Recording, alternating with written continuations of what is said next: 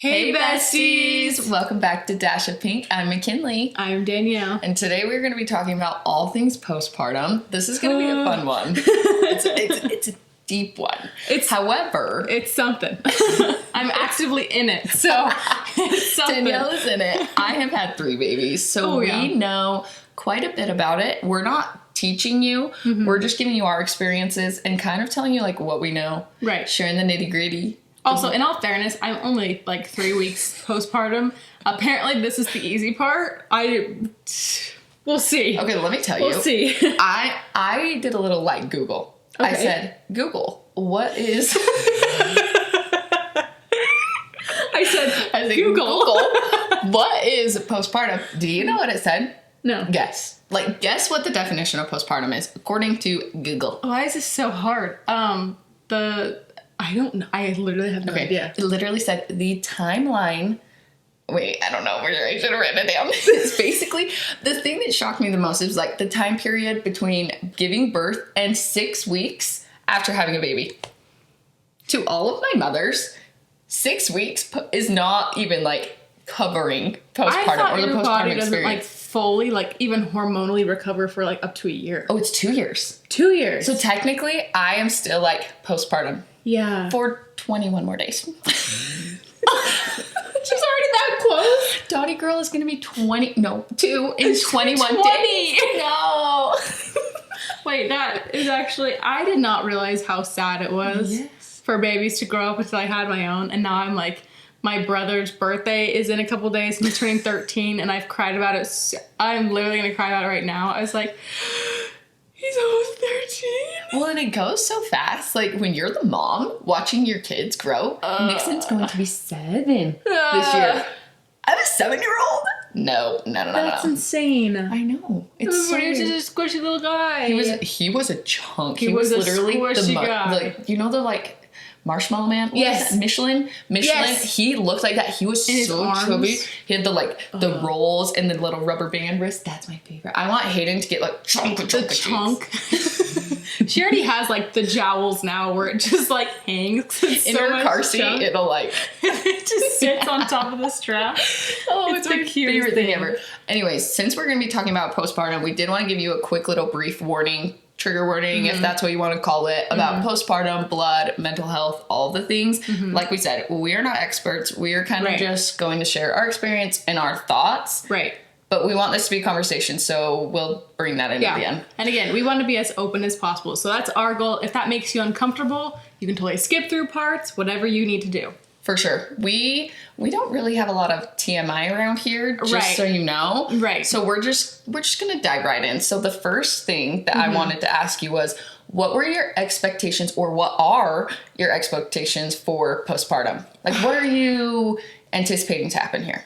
If I'm being honest, I was kind of, in pregnancy, I was frighteningly expecting postpartum depression because the fact that I had prenatal depression. So like sense. I was going in, like talking to my mom, talking to my dad, talking to Ty, making sure that they all were aware of what postpartum depression looked like, that they could watch out for me, because a lot of the time with postpartum depression, you actually are not the first to recognize it.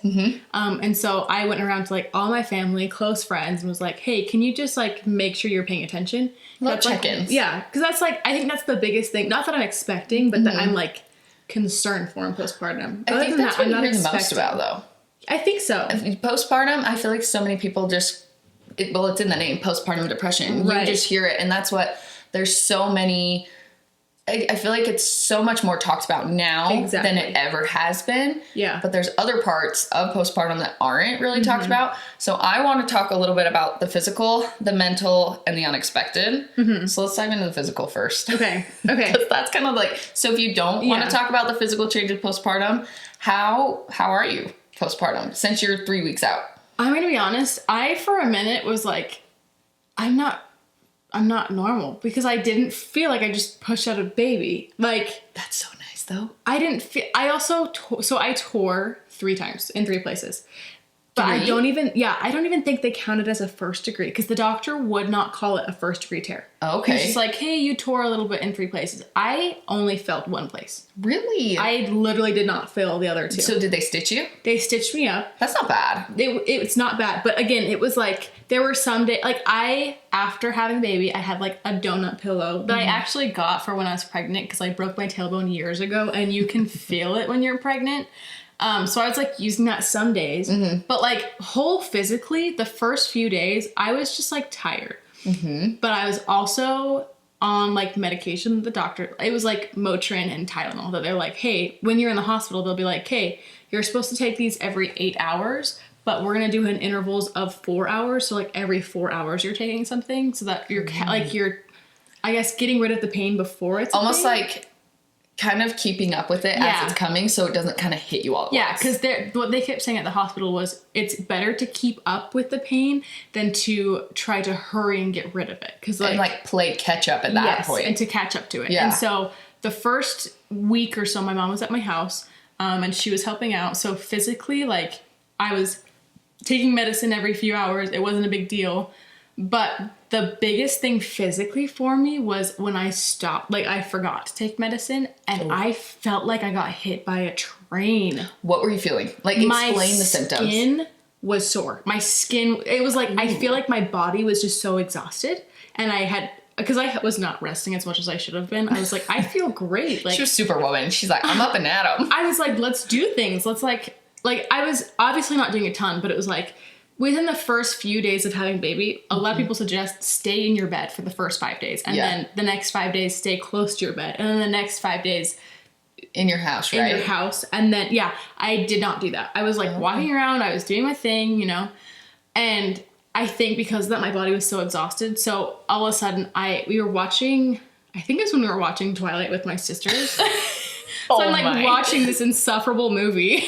And then all of a sudden my skin started, like I had the flu. Oh, it was like your whole body's just achy. My skin started to hurt. My joints started to hurt. My muscles were like throbbing. You probably just overdid it. Yeah. And then I like started feeling the cramps. Ooh. Which I was already feeling the cramps before every time I breastfed, but it wasn't like a big deal because I was on medicine. But then it was like, oh my gosh. Like everything was, Can we talk about the breastfeeding cramps for a minute? Oh my gosh, it's the worst. Why?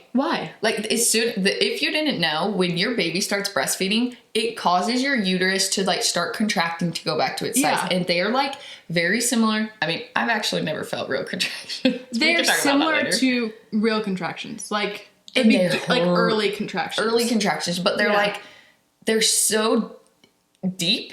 Yes. And it's not your abs at all. It's literally like just pain. Yeah. It's like when your baby's eating. And then your nipples hurt because the first bit of breastfeeding you're chafed, so sore, you're bleeding. It's the best, but it's so hard. And so you're like doubled over like a gremlin. Like my stomach hurts, my boobs hurt, my nipples hurt, like everything. And then when I was breastfeeding, the second my babies would latch, I was so thirsty I could drink a pool. Like, give me my hydro jug. I need the whole thing immediately. Like, I thought I was like dying of thirst. Yeah, so it's fun story really quick. I know this is kind of off topic, but not. So the other day, Ty's family was here. The other day, this was like a couple weeks ago. Ty's whole family was here and I was breastfeeding. And I was like, oh crap, I forgot my water. But his family was out there and my boobs were out. So I was like, okay, I'm not going to walk out and get my water. So I text Ty, I'm like, can you bring my water? And then a couple seconds go by and I feel like I'm dying. Like literally feel like I'm dying. I'm like, Ty, please bring me my water. I try calling him, doesn't answer. I'm like, you're right outside the door. Bring me my water. And then I start I send him like the GIFs or whatever they're called of like SpongeBob being all dry. And then I was like, Ty. And then I was like, I wonder how many texts I can send him before he answers. And I start counting 1, 2. I got to 100 before he answered, and I felt like a raisin. No. It literally was like, I was dying. You were prune. I was dying. It's like, if I don't immediately get water, it's irritating. It's the weirdest thing. You literally feel like you're gonna die. It's so weird, and it's immediate. Like, as soon as they start eating, you're like, okay, no, I need it. Like, grab the water. Yeah. Yes. So, okay, Go back. Sorry, I interrupted you. Oh, no, you're good. So physically, it was like, again, the first while, there wasn't much anything. Obviously, like, soreness down there, yes. Mm-hmm. Like, obviously, you just push out a baby, you're going to have that. But it wasn't, I also, granted, I feel like I was lucky, okay? I did tear, but they were very small tears. I have a high pain tolerance. Mm-hmm. So I don't know if I'm like the greatest person to preach about this in all honesty, but like after taking or like forgetting to take that medicine, it was like all of a sudden my head started pounding because I was exhausted. Mm-hmm. And then my skin was sore because I was exhausted. And my muscles, my abs were throbbing. Oh. Because your abs, the thing that people don't talk about either is your abs go together. Like not they start all the way though. Not all the way. No, but they go from the sides of your stomach. So after pushing out baby, my sides were sore because that's where my abs were. And they start moving towards the center. They don't put themselves together. You kind of need some recovery for that. But they start moving towards the center and that hurts. Like it's sore. Well, and all your organs are going back. Yes. So there's just so much happening and you are trying to figure out this new schedule with your baby. You're trying to figure out what's happening in your brain. Mm-hmm. When you add on all of that with exhaustion, because you're not sleeping as much, there's so much. I personally deal with hormone headaches. So I would get the worst migraines and tired headaches. So I did get migraines. So I don't know if they were hormonal or hormone just headaches are awful. They're worse. And it's like in your temples a little bit. Oh, I had them just like the front. So I think it was just tired. So bad. Literally so bad. My whole head felt like it was like, you know, like those TENS units? Yes. That's kind of how my postpartum and like hormone headaches feels. Like, see, I had that in the front and in my eyes. Like I would take a nap and then I couldn't open my eyes. If almost like your eyes are achy. Yeah, like it, like light burned so bad. Yeah, you were tired. Yeah, 100% tired. It was tired migraine. Oh man, you know, postpartum. Okay, the other one is for me. Postpartum looked very different with my other kids. So Nixon, we moved. So Nixon was in the NICU. So we moved when he was 6 days old. He was still in the NICU. We moved into a new apartment and then brought him home to the new apartment. You guys, my feet were Fred Flintstone. I swear I had like, I don't even know if this is possible. You know how people have like preeclampsia? I think I had that postpartum because my feet were so swollen. I thought I could pop them with like a needle and it would just, it was crazy. That's actually like, in case you were wondering, because I looked this up the other day because I was seeing like stars for like 4 days straight randomly. No. So I was like, I'm just going to check and make sure this is a preeclampsia symptom. The biggest one is like abnormally swelling feet. So you probably should have gotten checked out. Okay, but I was at the hospital every day with my newborn in the NICU. But he was getting checked out, not you. Please check my NICU's for babies. You're like, you walk in where there's a bunch of teeny tiny sick babies and you're like, look at my feet. Like, please. Look at them. Please. Look how swollen they are.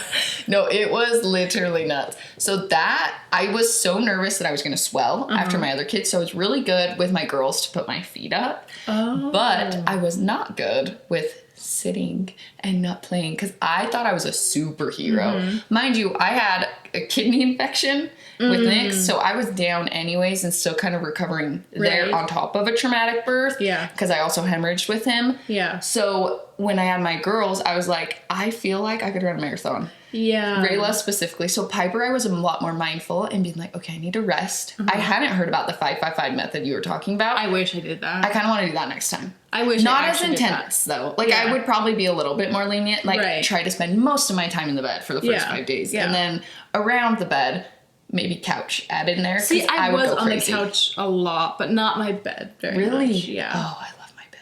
I love my bed. I love my bed, but I feel bad if I spend too much time in my bed. Yeah, I feel unproductive. Yeah. I'm a very I gotta get things done. I have to do stuff. Yeah. Same. Me too. So what is something in the first few days of postpartum that happened that you weren't ready for? That I wasn't ready for. Because I feel like that's the time when it's like, holy cow, that's postpartum. I don't really consider that postpartum in my, like in my mind, when I say postpartum, it feels like it starts at 3 months.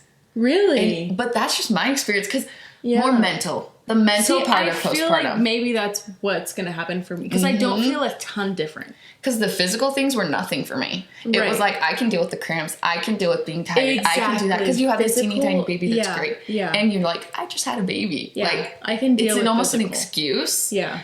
Excuse. It is an excuse. But like in my brain, I was like, this is an excuse. Whereas like the further along I got, I'm like, why do I still feel like this? Yeah. Why is my body not changing faster? Kind of a thing. I think the biggest thing that like I knew was going to happen, but still like when it happened, I was like, oh, okay, was nighttime anxiety, which people call the nighttime scaries or the nighttime spookies or something like that. It was like I still have this. The idea of putting her in her own bed.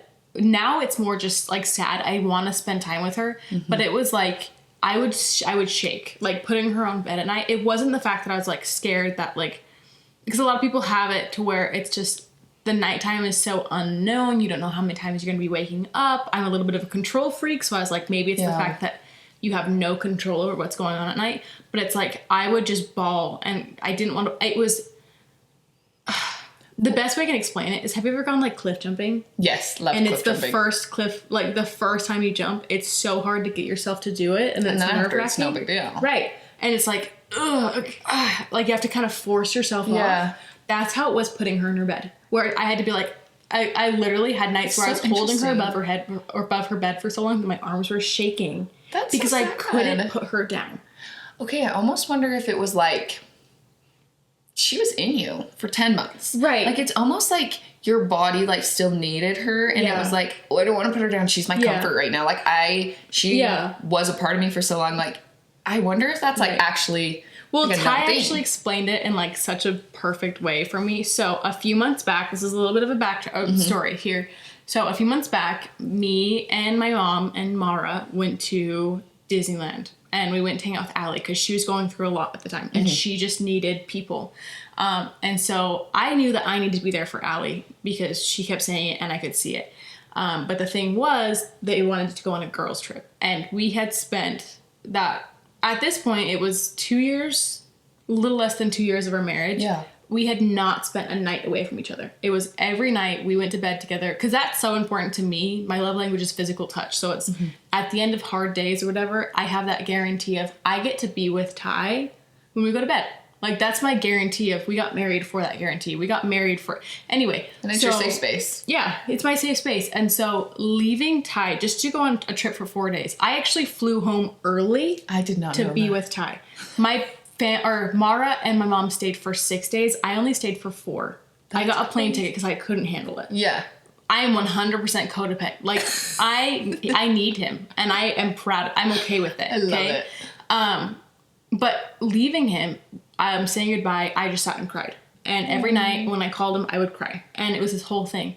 And a few nights ago, probably 2 weeks ago, when I was putting her in her bed, I put her in her bed. And then I just laid in bed and bawled. Because there's the crying of before I put her in her bed. There's the crying of when I put her in her bed. And there's the crying of my hands are off. I'm in bed just crying. Yeah. And I told Ty, I was like, I don't understand why I'm crying. I don't understand this. And he was like, do you remember when you went to California? Yeah. And I was like, yeah. And he's like, do you remember how hard that was for you to leave me? And you just didn't want to. And because we were together all the time and that's so important to you. And I was like, yeah. And he goes, well, she was with you constantly for 10 months. Yeah. He's like, you've never been far away from her. So if that was hard for you to leave me to go to California, I can't imagine how hard it is to put her a few feet away from you to sleep. When you going to sleep every night, you get to feel her kick, you get to feel all these things. She's far away from you. Like, a few feet away is so far away. And even now, I've discovered that if I pull her bassinet all the way to even, like, overlapping my bed a little bit, it's easier than when she was just, like, inches away from my bed. That's how I would sleep with my kids, too. Like, really? Literally, like, resting the bassinet on the bed. On the bed, yeah. It has to be on the bed to where if I want to, I can reach over and touch her. I can do whatever. But, yeah, that was the best way that he described it. It was like... It makes sense. Yeah. You know... I never dealt with that part of putting the baby down. Mine was more when people would have her for too long or him, or whoever it was, when they take the baby for too long, it's like, no. Like I know you want to help and I know you want to hold the baby and love on the baby, but like I need her for a minute or I need the baby for a minute just to kind of like help you as well. Cause it's like, you're so worried about every little thing, especially the first time mom. As you have more kids, it kind of changes. You're like, you're like, no, I do need that back. But it's a little different when it's your first, because you're like, every little thing is anxious, and it's like, oh my goodness. Yeah, for absolutely no reason. No. And I feel really guilty for that sometimes too, because it's like with my family, I know my family, I don't have a lot of anxiety with like my family as much. Whereas other people, it's like, okay, they're holding, I gotta check, I'm having anxiety. Why am I having anxiety? I trust these people. Like, that's another hard thing, is you guilt trip yourself, because it's like, I trust these people. Why am I having anxiety that they're holding my baby? But it's just because sometimes you just need to hold them for a second and be like, hey, everything's fine. Yeah. Here's my baby again. You know? Like, it's a very weird, almost possessive thing that you have as a mom for a little bit. It's just like, you need to be able to... I had so much anxiety the other day because people came over and they were wearing perfume. Oh. And not a big deal. The perfume smelled amazing. I love the perfume. But when they left, Hayden smelled like perfume, and it put me in a mental... Like, I had a mental breakdown. I bawled, I cried, I had to hurry and give her a bath, and then, like, the fact that she didn't smell like her was nerve-wracking. Well, and you don't know if she has allergies to that. You don't know that when you don't know, the unknown as a mom is so scary. Like, you don't know if they know how to hold a baby. You don't know if the baby's going to react to even... I have babies that are sensitive skin. If their skin's going to break out from the laundry detergent they're wearing. Right. So it's just, there's so many other... That kind of transitions into the mental aspect of it. Yeah. Have you dealt with anything mentally postpartum yet? Other than nighttime anxiety, no. I mean, there are, like, the intrusive thoughts of, like, am I going to step wrong and throw her across the room accidentally? And then, you know. That's weird. They're so weird. I don't think that's... You know they're not going to happen. Like, it's like Final Destination type stuff. Like, it's like, what if I step wrong on this rock and then I twist and then I drop her on the hot road and she gets burned or something like that? And it's like... that's not going to happen. No. I had the worst intrusive thoughts with Piper. She's my third.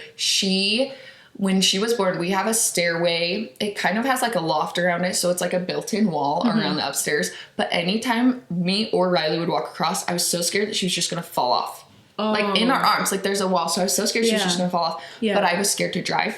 I was scared in getting my kids out of the shopping cart and putting them in postpartum for 9 months. I would have panic attacks going to the grocery store. Walmart delivery is my best friend now. Really? Like, just thinking, what if someone comes and takes one of my babies when I'm putting the other ones in the car? It just, something that can happen, but is the likelihood of that happening. Yeah, my mind just couldn't. And my very most vivid one, I got in my car at night that is parked in the garage with the garage shut. I got to a stop sign on our street and I called Riley, and I was terrified. Someone was in the back seat of my Hyundai SUV trying to kill me with a knife. Here's my problem is I have thought that many times in my life, and I'm not even... This is my first time postpartum, to the point to where I would drive and, like, speed up just to brake check, because I'm like, if there's someone back there, they're going to slam their head and I'm going to hear it. So I get you. That's not weird. No, but those scared me because I'm like, that's not normal. Yeah. That's not normal. So it's those types of, like, thoughts that they're not normal, but it's a regular occurrence that happens in postpartum. Regular. And I didn't know that. Yeah. I had no education that was a real thing. So I was like, what is happening? I thought I was I thought I was going crazy, and I thought I was messed up, and I thought there was something wrong with me. Luckily, we have a lot of technology that you can Google and look things up. And I was able to, like, talk myself through it and, like, know, okay, maybe I can't drive at night right now. Yeah. Until I can, like, figure out best practices and things like that. Are you nervous for moving forward? Like, what are you watching for?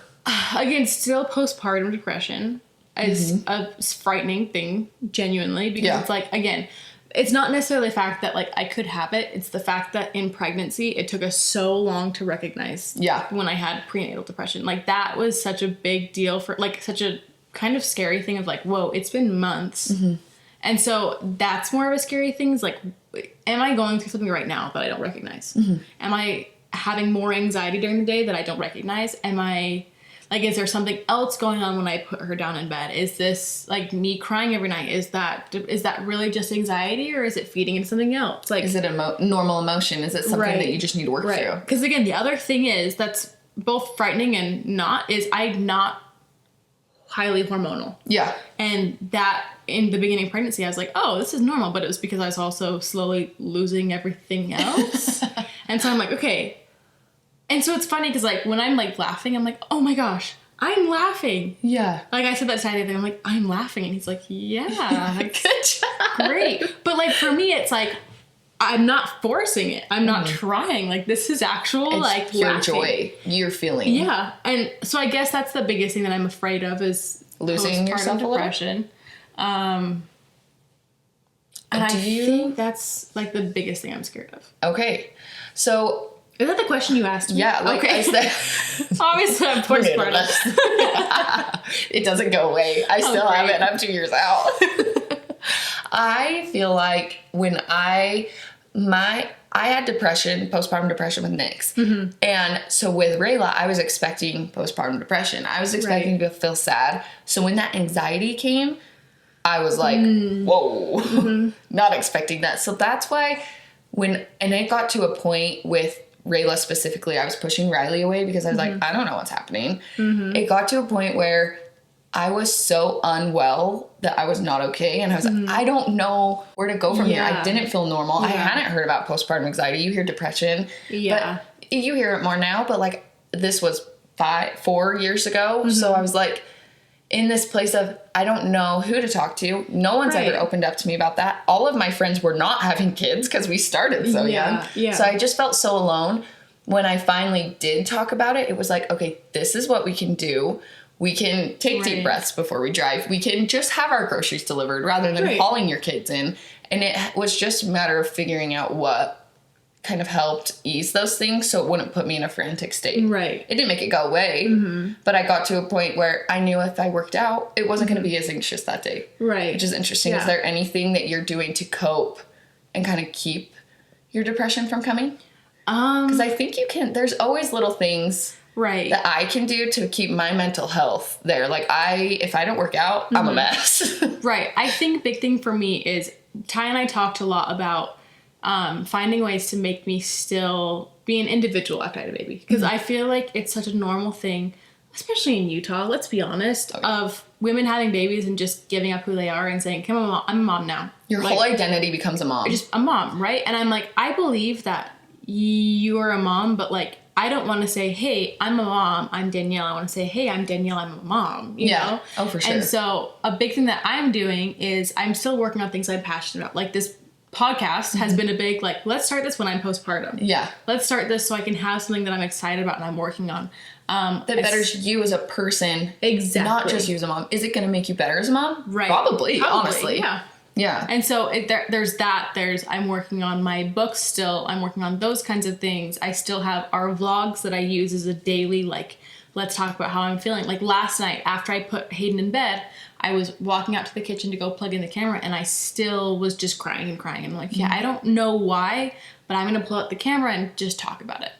And so I feel like using our vlog as an outlet and making sure I'm communicating with Ty all the time, I think that's a way. Because like, with anxiety, I already have anxiety, but right now it's like a thoughtless anxiety. Like there's not thought behind it. It's just all of a sudden sun goes down, I'm panicky, right? And so there's things that I'm like, okay, let's talk about this. Even though there's nothing to talk about, let's talk about anything that could possibly be making me anxious right now. And I feel like talking is just the biggest way I'm trying to keep up with things and watch out for it, you know? I found that, so I am more on Instagram. I don't YouTube vlogs. So when I am feeling anxious, I found even if I don't post it, I just put the camera up and talk. Sometimes I share. Right. Sometimes I don't. There's a lot of videos. I know you guys see a lot of me crying sometimes. There's a lot of them that you don't see because I just need to get the emotion out. Yeah. Because sometimes you don't even know what you're feeling until you start talking. Exactly. And if you don't feel like you want to talk to I would hit a point a couple months ago and I did share it where I didn't know exactly I was feeling enough to talk to Riley. I wanted to talk to myself. So I put the camera up and just looked at myself and just like, this is how I'm feeling. I don't know what I'm feeling. And then I just kind of word vomited and got the words out, and then watching it back, I'm like, oh, I get it. Yeah. And then Riley, I was able to have those conversations with Riley. I was able to have the conversation with my mom. I talked to so many people about it. Yeah. And it was just easier to process once the words were out in the open. You don't even have to film yourself if you don't want to film yourself. Just go look in the mirror. Yeah. Just whisper it. If it feels uncomfortable, hold a tiny mirror. Like, you don't even have to look eye to eye. Just speak the words. Or sit in your room as if you're talking to someone who's sitting behind you. Yeah. That's a great idea. But that's like the other day so Hayden has a sensitive stomach, so there's foods that I can eat and there's foods that I can't. And we're trying to figure out what. And the other day I was just super upset and I didn't know exactly why. And so I just went up to Ty and I was like, hey, I didn't know what I was going to say. That's the thing is, you don't always know what you're going to say, but if you start, something's going to come out. And so I said, Ty, I need help, and just cried. And he's like, okay, dropped everything. He's like, with what? And because I had said something to him, I got his attention and he was listening. I then had to figure out, okay, let's gather. What am I going to say? What do I need? What do I need help with? Because obviously if that's the first thing that came out, let's figure out what, so it's like, I guess what I'm saying with that is just say something, just start, whether it's to the mirror or to a spouse or to a friend or to a dog or to your phone, just start. Because holding it is not going to do anything. But I know there's a lot of people that don't have any postpartum anxiety and depression. Right. And they're just happy-go-lucky, which is so amazing. I hope and pray that that's my next one. I already run a little anxious, so I had it at it. But I think it's awesome that you're aware and already knowing, like, hey, this could happen in the future. Yeah. It is interesting. With Piper, my anxiety didn't pick up until she was 7 months old. Yeah, that's crazy. But I'm like, is that postpartum anxiety or is that just something else? Is that just anxiety attack? What is something that you weren't expecting? Have you felt mom guilt? Have you felt pressure to bounce back? Have you felt, because I felt a lot of pressure, not from outside, from myself internally, to be like, I want my body back. Right. Well, so first off, I'm going to go with mom guilt. A lot of that, I think, is why I cry at night, is because I feel like I'm missing out on time with her. And then it's future guilt. Like, I don't even know how to explain it. It's like I'm putting her down and I'm thinking about, well, I don't want to miss out on time with her at night. And that's taking naps during the day. I feel so guilty because I'm like, well, I'm putting her in her like rocker away from me when I could be holding her and spending this time with her, because I know everyone keeps saying you're going to blink and she's going to be big. And I'm like, okay, well then I don't want to take a nap. Yeah. I hate sleeping. Sleeping makes me feel so guilty. I hate sleeping. That's so hard. I hate it. So yeah, there is definitely mom guilt. I can't exactly pinpoint why. I just feel like I'm missing out on time with her. And with the body bouncing back thing, honestly, beginning couple weeks, I had a really positive outlook on it because I kept telling myself like, I'm going to bounce back, but it's going to take forever. But then I like lost my belly pretty dang quick. Like I feel like my uterus itself shrunk down super quick and I was like, great, like this is amazing. But I still had like a mom pooch left. And I was like, oh, because of the fact that it went down so fast, it's going to be gone in days. But I didn't realize that pooch was the leftover weight that I gained and not my uterus shrinking. And a couple days later, when I realized that, I felt like garbage. Garbage. Oh my gosh. I was like, because I kept telling myself, I'm going to be able to wear like my cute clothes from before. Mind you, I don't think I have any cute clothes anymore. I'm going to throw everything out and go and spend like $1,000 that I don't have on clothes because I hate my closet. I think everyone postpartum wants to just wipe clean and redo. Yeah. Well, there's something about having like massive boobs and then you have your pooch left. Nothing looks right. No. Nothing looks right. No, well, and especially when you're not used to having, even if you do have big boobs and you're breastfeeding, they get even bigger. And then you're just, everything's disproportionate from what you're used to. Not saying our bodies have to be perfect, but when it's not like, what you're wanting or what you're expecting, it's such a mind game. Right. And I'm pretty sure there's like body dysmorphia because there's some days where I look in the mirror and I'm like, oh, I look good for a girl who just had a baby 3 weeks ago. And there's days where it's like, holy cow, put on a trench coat, don't wear anything else. Like, I couldn't have said that better myself. Like, you need to wear one of those like blow up, like Halloween City costumes so no one can see what you put her in the costume. Give me the dinosaur blow up. Like, Danielle's running around holding my baby as like a T-Rex. Just give me a pink T-Rex, it's fine. But yeah, the bounce back culture I did not realize was like damaging Yeah. Because before I was like, yeah, it's gonna be fine. I thought I had a good mindset of, it's gonna take a while, which I did, but I had too much of it's gonna take a long time. And that actually gave me more of I'm doing great. I'm gonna look perfect in about like a week. And then a week passes like, oh no, I actually am not where I want to be. Like, well, then you realize that it's like your body's still shrinking and your hips are still wider than they're supposed to be. Like, everything has to move everywhere. Your organs used to be up, then they have to drop down. It's a whole thing. I feel like I still deal with body dysmorphia. Well, let's be real. I will always have body dysmorphia. We are women. It's normal. Let's be real. Yeah. What can we do about that? Like, how do we change the narrative? Because I feel like it's just in us to look at ourselves and be like, and I hate that. I hate it. I hate that we're always like, what can we change? How can we fix? What do we need to do? One thing that I am doing is, I don't know how much I feel like it's helping, is I told Ty the other day, I said, you know what? I'm not going to judge how I look off of the scale anymore. That's smart. I can look at the scale and see, because I'm curious to see like how fast I lose what I gained. Not as like a goal or anything, but like I'm just curious because the scale does move a lot after you have a baby. Because there's a lot going on. But I told Ty, I'm like, I'm not going to judge how I feel on the scale anymore. I'm going to judge how I feel about what comes up when I look in the mirror. I would rather say, oh, I look beautiful than say, okay, I kind of look okay, but I still haven't lost these extra 15 pounds or this extra this, that's it. I feel like you have to pick one or the other because both can be damaging. Oh, yeah. Let's be honest. Both can be damaging. You can either say, I'm going to feel good based on the scale or I'm going to feel good based on the mirror. But either way, it's not a super healthy mindset either way. Exactly. Why can't we just be comfy in our own skin? Yeah. Why can't we just not have mirrors? Right. Again, I will say, it's like mirrors. The Family Guy sound that's on TikTok right now. That's like, I saw myself in a car window and now I don't want to go. I love that. That's how I feel right now.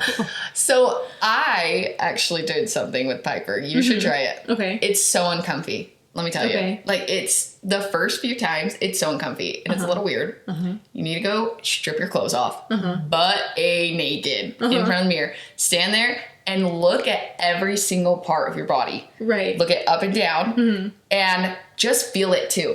Grab your arms. Because I feel like I deal with body dysmorphia. So actually grabbing my arms and feeling my stomach and feeling my legs as I'm watching it really helped me almost mind body connect. Yeah. And then I would do oh, I love my body. My body gave me 3 babies. My body gave me Hayden. Right. I am so strong as a mother.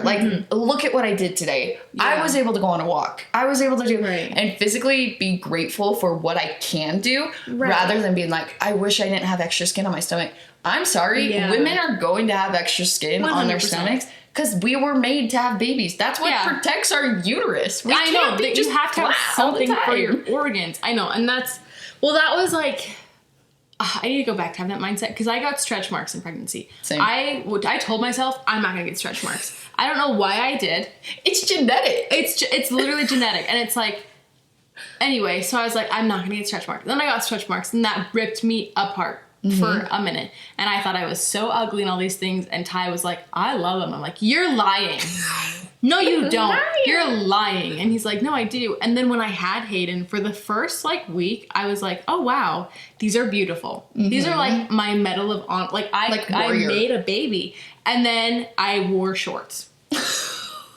And they stuck out from the bottom of my shorts. And I was oh my gosh, I'm hideous. And Ty was you should wear shorts more often. And I was stop, you're lying.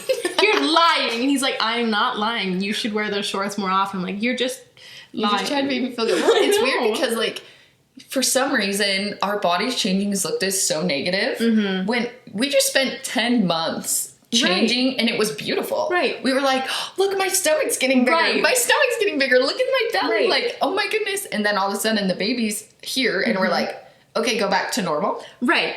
In what world can you blow up a balloon and have it go all the way back to its pre-size? You just can't. And it's just not...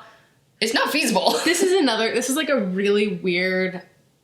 What is the word? I'm so ready. Tangent? No. I don't even know. I don't know. Comparison, like, Okay. Anyway. I'm ready. Analogy, I guess. So I love the Avatar movies. Okay. The blue people Avatar movies. I love them. And there's like a literal, like, mental, like, diagnosis that doctors have given people where it's like, you're homesick for those movies because you watch those movies and you love how natural everything is. And you love how accepted everything is and how, like, just centered it is. Mm-hmm. And one day I was sitting there in my postpartum delusion. I was like, oh, I had these stretch marks. And like a little thing in the back of my head said, it was like, oh, it looks like the stripes they have on Avatar. And I was like, that's kind of pretty. Because like the whole thing of Avatar is like, those people are so centered in you're natural. The way you are is beautiful. The way you're created is beautiful. You're created by this powerful thing. And so I was like, I kind of like that. Like, maybe that's a good way of thinking about it. Yeah. Yeah. Like, a lot of people call them, like, their mom stripes, like tiger stripes or something like that. They can be your Avatar stripes. Yeah, the Avatar stripes. I'm going to be a blue alien. I've never seen that. You haven't? No, I love that. The second movie will tear you to pieces. Oh. And then I won't watch it. No, it's so good. It's good? Okay, maybe. Those movies are my everything. I was actually talking to your mom and dad yesterday, and they gave me a list of all of these movies that I have to see. Okay, but I think I want to watch Avatar with you. Okay, we can. I'll be down here lots. Those are like my favorite movies. If you guys didn't know, I actually live 3 hours away. Yeah. So we have to batch episodes a little bit. Yeah, so this is our fourth filming. This weekend. Oh. Anyways, okay, back to postpartum. Have you noticed a shift, or did you notice a shift in your relationship with Ty? Because, like, for me, when I was freshly postpartum, we were like in this newborn bliss, and you might still be in that. Yeah. I was like in this newborn bliss, and it was so amazing. And then when I started getting negative and we started getting further away from that, I kind of just started naturally getting more negative towards myself. And so I was like pushing Riley away, and he was like, I just noticed this shift where it was like not negative, but we weren't as like the newborn bliss. Everyone says newborn trenches. I X that. No more. It is newborn bliss because that is the most magical time period. It is. And I will stand by that till the day that I die. It is. It's amazing. So I just found myself wishing that I could stay in that bubble. And I knew that, like, life kind of had to continue and keep going on. Right. And I didn't notice a shift in necessarily our relationship, but I noticed, like, the dynamic of everything. I almost kicked my water bottle. I noticed the dynamic of everything was kind of changing, and I was like, no, I want this. So that almost caused my postpartum mental to be like, wait, I'm like, was mourning the newborn phase. Have you started that yet or no? I haven't started that yet, and I'm afraid for it. But the nice thing is the fact that I'm like pre-mourning it. Okay. And so I think... Oh, because you're crying about her getting older every day. Right. And so I feel like that is going to prepare both me and Ty to be like, okay, we got this, you know? I haven't felt like there's much of a difference in my and Ty's not negatively. Okay, wait, I just realized something. Riley goes back to work. You're able to have Ty home all the time. We were talking about it the other night, and it was the conversations Ty and I have now are like, I feel like we've matured. Like, I don't know, but we were sitting there talking, and it's like the life that we live, I made a joke. I was like, we must have been Gandhi and Mother Teresa in last life or something, because I don't know what we did to deserve the life that we're given. Because I truly don't believe in coincidences. I don't believe in all those things. Like, we are given what we have. Yes, you can earn it, whatever, but like, you're given what you have.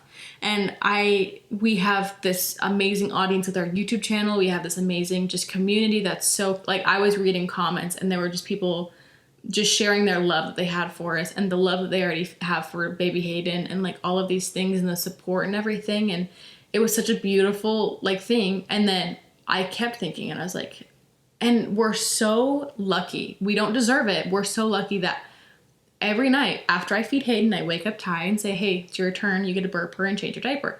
People don't get that. No. Because their spouses go to work. Yeah. Ty is with me all the time. He's taking care of Hayden right now. Well, my mom is here because she wanted to hang out with Hayden. She needed baby snuggles. But we're together all the time. So we work together. We do everything together. And so I don't think we really have that disconnect that a lot of couples have of, I can see there's a little bit of resentment of like, well, I'm with the baby all the time, and well, I'm working, and like, you know. Well, you're just not how the best way I can explain it is I have a hard time, like when I think about Riley has a whole different life at work than I have at home. Like the way you never end, like that's always. It's always. He always will go to work Monday through Friday and I'm with the kids. But he only gets to be with the kids 3 hours a day. Like you guys are so blessed. So I almost feel like it's this shift of, I know things are going to have to go. Riley's going to go back to work. I'm going to have to reintegrate this new baby, because I have 3, into the other 2 babies. It's kind of like this whole thing of the change is coming, but I love that you guys kind of get to do that together. So that makes sense why you haven't noticed that. Yeah, so That's so interesting. I'm not expecting that, but we are also making sure that we communicate. We make sure that every night when we go to sleep, even though we're only going to be asleep for 20 minutes probably, or 30 minutes, it's like, we will cuddle. It doesn't matter how grumpy we are, angry, we're going to cuddle when we're going to say we love you every time we go to sleep. And we're going to make sure that we are, because the thing is, this is the thing that Ty and I talked about before we had a baby, and we still talk about to this day. You cannot be a parent, you cannot be a mother, you cannot be a father unless you were a wife or husband first.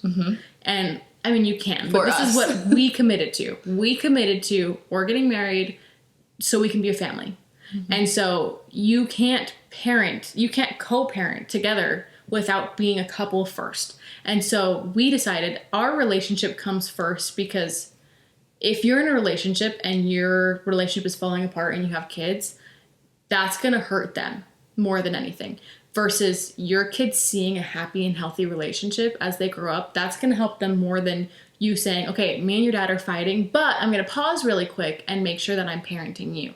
Like, take a break, make sure that everything's going well between the two of you, because you can't be there for your kids if you're not there for yourself and for your relationship. Yeah. Like, if there's that turmoil, then how are you supposed to be there and love your kids as much as you can when you're struggling in another place? And I'm not saying that's for everyone, but that's mine and Ty's goal. I genuinely, really quick, kudos to moms and single parents, because I could not do it. No. Like, I have so much respect. Even co-parenting. I drove down here by myself. Riley and the kids didn't come this time. My kids bawled, like begged me not to go. Really? All 3 of them bawling. Really? Like screaming. They did not want me to leave. The neighbor was outside watering his lawn thinking that I was like abandoning ship or something. They were like crying, and I was like, I looked at Riley and I said, we cannot lose our relationship because it would kill me every weekend to send them to you, or vice versa. Like, it was in that moment that I realized, I was like, holy cow. Number 1, I'm so grateful that I have that relationship with my kids. But 2, like, if I'm not nourishing my relationship with my husband, we can't provide the life that we wanted originally when we decided we wanted to bring these babies into the world. So I like, kudos to all of that. I'm a firm believer. Date your spouse. Make sure that you're going. Riley and I have been trying really, really hard to actually, like, sorry mom, sorry whoever's watching. Riley and I have been trying to make out every single night to, like, keep it. You have to. You can't just, like, because I feel like there are time periods when you lose that. But we don't want to. I mean, we've been married for 7 years now. We need to make sure we're, like, keeping up with that part. You have to. That's the thing about relationships is, like, you've got to always be putting in effort. And the thing is, it's like, how are you going to teach your kids how to love if you're not prioritizing that? Oh, 100%. How are you going to teach your kids how to, not only, like, one day Hayden's going to get married, one day whatever, she's going to need to look around and say, okay, my dad treated my mom like this. What do I want? You know? And so not only that, but, like, you teach your kids how to love their siblings through your relationship. You teach your kids how to love friends, all of the things, because you're starting at a base point of where did they come from? You know, that is the love that they came from. So that's the love that they need through everything. I also want my kids to look at Riley and I's relationship and be like, mom and dad loved each other so much so that they could love us. Like, I love when when Riley catches when Nixon will walk in on me and Riley kissing, like, in the kitchen. Like, I love when they're like, ew, stop cuddling. Like, I love that because they see us actually loving each other. I love when they see us giving each other a hug, or when I've had a hard day and I'm like, please just hold me, don't talk. Like, I'm overstimulated, just give me a there are two things that I want to be like 100% that my kids are confident about. And that's my parents love me and my parents love each other. Yes. And that's like the two things that it's like, if they're asked, I don't even want them to hesitate. I want them to be grossed out and be like, my dad loves my mom so much. Like, oh my gosh, my mom loves my dad so much. Like, I want my kids to be like, ew, can you stop holding hands? Can you stop cuddling on the couch for 1 second? Like, stop kissing for 1 second. I'm talking to you. Get your hands off my mom. Right. Like, ew, dad, please. Like, I want that's what I want. It's the best. That's it what really I want. Is. Okay, we kind of went a little bit off. I was a little bit off. We went a little bit off. But I wanted to ask, is there one thing that you feel like you judged parents for before you had a baby that you now do? That you were like, I will never do that as a new mom, or I will never do that with my baby. Honestly, there's one thing that I've kind of been kicking myself for, and that's before I had a baby, is I told Ty, I was like, hey, so when we have a toddler, when we have a whatever, they are not to sleep in our bed. I was like, we teach them after a certain amount that you sleep in your own bed. You can come and see us if you have a night bear or whatever, but like, you're not just going to randomly come and say, can we sleep in your bed tonight? Like, they need to be independent in their own bed. Yeah. I told Ty probably 3 days after Hayden was born, I said, we need an Alaskan king bed. And he said, why? And I said, because our kids are never getting their own beds. And we need a bed big enough that if we're mad at each other, we can just all go to a different corner, but still be in the same bed. I never want my kids sleeping in their own bed. I want to snuggle them every night of their lives. Like, that's the biggest thing I regret. I couldn't. That's the biggest thing I regret. I couldn't do it. You couldn't share a bed? Oh, I refuse. I have also not experienced having a toddler. Okay, let me tell you. My children, I love my children more than anything. If they were sick, I will go lay on their floor. I will snuggle them. They can come in my bed for a minute. And when Riley goes out of town, like, I switch off. So Rayla can sleep one night and then Nixon can sleep. Piper's a little bit little. But I don't want my kids to get in the habit of sleeping in our bed with us. Right. I want them to be able to fall asleep on their own and know that that's mom and dad's time. See, that's what I want. And also at the same time, I'm like, I want snuggles. I guarantee you. You'll be good. I guarantee you that's going to change when I have a toddler. But that's what I regret is saying, like, I am always going to do this. It's like, no, no, don't say stuff. I'm trying to think if there's one thing that I said I would not do. There's probably a lot. I'm not gonna lie. I said things. I'm like, there's probably a lot that I said, but I don't remember. I think it's a lot. The more kids that I have, the more I'm like, oh, that really wasn't a huge deal. Yeah. Like, I was a stickler on certain things with Nixon that now I'm like, Piper's fine. There is. It'll probably be screen time for me because I'm like, I want to do as little screen time as possible, which I still want to do. But I'll probably allow screen time more than like what I was saying before I had a baby because I totally understand. Like, I just need you to sit still for 1 second. Like right now, it's like, okay, I just need you to sleep, and so I can put you in the swing so I can just work for 1 minute. Like, so I'm assuming that'll probably be different than what I was expecting. Yes. Well, other than that, I'm not sure. That's the beautiful part, though. You can change your mind. Right. And it'll be okay. Right. You're not set in stone in any decision. Right. Yeah. I don't know. That's just one thing that I was like, there are a few things that I remember thinking when I was even younger. I would never let my kid do this. But I can't remember the specific. Right. I know for a fact. I know I've said stuff. I know I've said more. But I don't remember what. Weird. Okay. Well, to kind of wrap this up. Right? Yeah. To kind of wrap this up. I don't know. She says, right? Are we already done? Do you have anything else to say? In wrapping this up, we just wanted you guys to know, like, whatever your postpartum journey was, it is so valid and it's yours and it is beautiful and there's nothing to be ashamed of no matter what you're feeling. If you didn't have postpartum depression, it was perfect. Great. So amazing. I'm so happy for you. And if it was the worst time in your life and you are terrified to have another child, I see you. Like, I was at that place after I had Rayla. I was so scared that I was going to go back there that I was like, what if we just be done? But I knew we wanted more. Yeah. I don't know. What do you think about all of that? How do you feel about when people are so scared to have another baby? It's hard because after pregnancy, I genuinely was like, I don't know if I can do that again. Like, I don't know. But then having her and everything, like, pregnancy is still a scary thing. But I think the biggest thing is you have to look at what is worth it to you. Is it worth it to you to say, okay, I have one baby right now. Do I want them to have siblings? Do I want Because having an only child, you got to put in a lot of effort to make sure that they are getting the attention and love they need. And same with having multiple. So I think the biggest thing is looking around and saying, what is worth it to me? Like looking at Hayden, I said, okay, this is worth it to me, so I'll do pregnancy again. Or if you don't want to. Or if I don't want to have kids, period. Even if they're like, I don't want to put up with that. What is worth it for you? What is worth it for you? And then just be confident in that. Don't let anyone pressure you into having more kids, into not having more kids. My mom had 6 kids, and when she had her 4th, she had just had her 4th, and they were talking about a 5th. People were like, you're having another baby? You're crazy. And she's like, why does it affect you? Like, this is my baby. I'm going to take care of it. So I think that just being confident in your decision and knowing whatever you decide is going to be the best thing for you. I think the biggest thing is, my dad says this all the time, find your why. Find your why behind everything. If you're going to have another baby, why are you going to have another baby? Is it just because someone said, well, you can't have just an only child?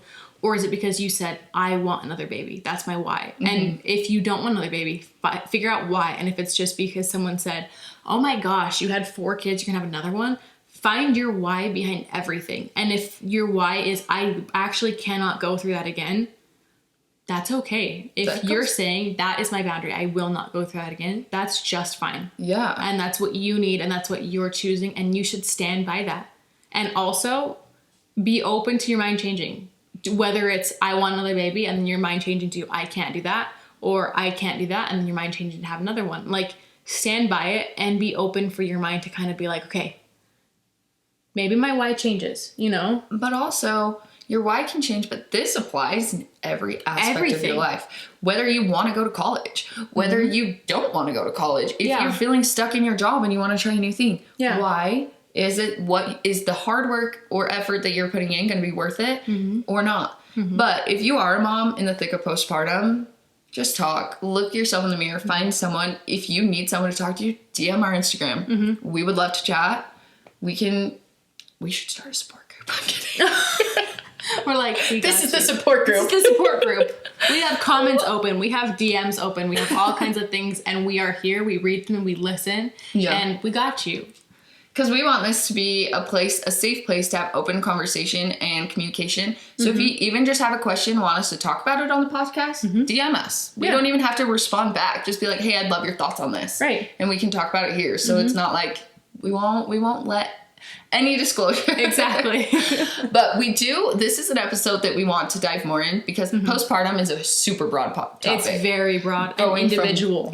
Going from birth to 2 years to maybe 5 years postpartum. What does that look like? Like, how did postpartum affect you? A lot of people have postpartum trauma. So if you have questions or things that you want to talk about, we want to do a part 2. We want you guys to lead that episode. So you guys comment on YouTube. You give the whole YouTube. You're a little bit better at that. Yeah. So comment on in YouTube, we'll have comments open, and also description in the description, we'll have a link for the Instagram, where we'll have a highlight bubble, right? Yeah, and we're going to have a Google Doc that you can kind of fill out. Right. It'll say postpartum, and you can leave questions. You can share your experience. You can share something you're nervous about. Whatever feelings you're having, the next one is going to kind of be like reading your responses and like responding. Yeah, and just saying follower based. Yeah, like this is how we're going to react to what you're saying, basically. So if you want to share your postpartum stories, good, bad, ugly, whatever you want, or you have any questions, you're wanting to have a baby one day and you are kind of nervous about postpartum and everything, drop your questions. We have multiple places for you to do so, because we want to be here for you guys. This is an open community.